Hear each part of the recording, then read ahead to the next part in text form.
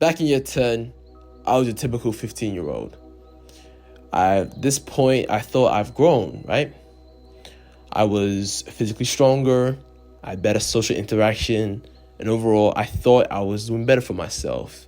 But this doesn't mean that I still had the bad qualities that I still bring over from myself, playing too many video games when I should have been, focused on school a little bit more, been out with the wrong people as well, all those kind of things. Between the ages of 15 and 18 is when I experienced the most amount of growth I've gone through in my life so far. And to think it all really started, the catalyst of all things, self-improvement videos. In this video, I'm going to be talking about how self-improvement videos have influenced my life and why I stopped watching them. Without further ado, let's get into it. So guys, your boy Nicholas Owusu right here. If you like the videos, subscribe down below. Now, let's get into it, man. Now, this all started back when I was 15 years old in 2022. At that point of time, I thought that my life was great.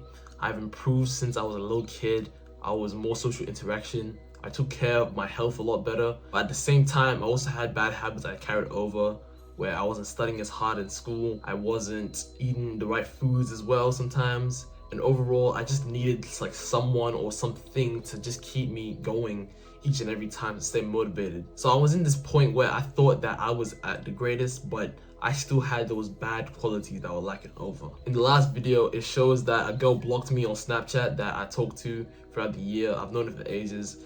And basically at that point, I was at a low point and I didn't really feel too great about it. I needed a way to rebuild myself, set the highest standards for myself in order to grow to new heights. So around 2022, very late 2022, I discovered self-improvement videos. So I started watching them every single day. Now there's one content creator, if you know who I'm talking about, let me know in the comments. You know who I'm talking about, right? But I watched this content creator talk about being a better man, growing up, basically being the top man for myself. At that time, Andrew Tate was also very popular as well. I don't know if I'm allowed to say his name on there, but he came up, he was just everywhere, man. Top G and everything, Andrew Tate during 2022. So he was the first step of self-improvement videos. And he was serious, but he was also jokes as well. So, but this other content creator I'm talking about, I started watching their videos about once during 2022. Then it wasn't until 2023, that's when I started to really watch these videos. I remember one video where it was talking about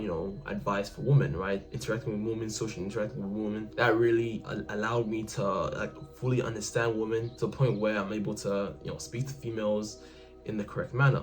And also about working out as well, eating the right foods, staying consistent in the gym.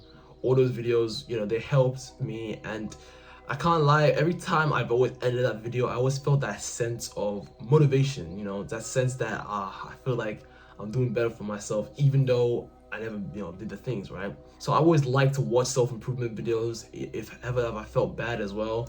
And I still watch self-improvement videos this day, but I don't watch them just because I want that feeling, I want to watch them to know what to do, right? So with self-improvement videos, it's very, very important to understand that they're not telling you to just do this and you just listen, all right? You need to actually act it out and complete the task, right? So during 2023 and 2024, I've just been on my grind, I've started to come into the financial space a little bit, learning about business models, this and that. Physically wise, I started to, hit the gym as well. I started to hit the gym. I did my own home workouts beforehand, before that. So that's when I started to really, improve physically as well. I started eating a lot cleaner. I started, having a morning routine as well. I started improving areas of my life where I never thought I would ever do, because I've always been that guy who just does things by the random. So now the reason why I stopped watching self-improvement videos for myself is because, number one, I explained it before, is that sensation of I felt like I was doing better. I felt compared to this guy who might be living that lifestyle. I felt like I was with him, right? But in reality, I just enjoyed the videos rather than implementing, taking action away from it. Another reason is because I think that self-improvement videos, although they're good, I feel like it really comes down to the character. Now, this specific content creator, his character was okay during 2022, 2023, but then he started to have this shift where he started to become a more toxic. He started to become more and more misogynistic, very, or hyper masculinity and all those things as well. So it started to like question like my faith, as a religious person, and also just like what it means to be the ideal man. And I think when it comes to these videos, you gotta be very, very careful of the advice you're getting told to, because a lot of people may be thinking that this is the ultimate advice for men.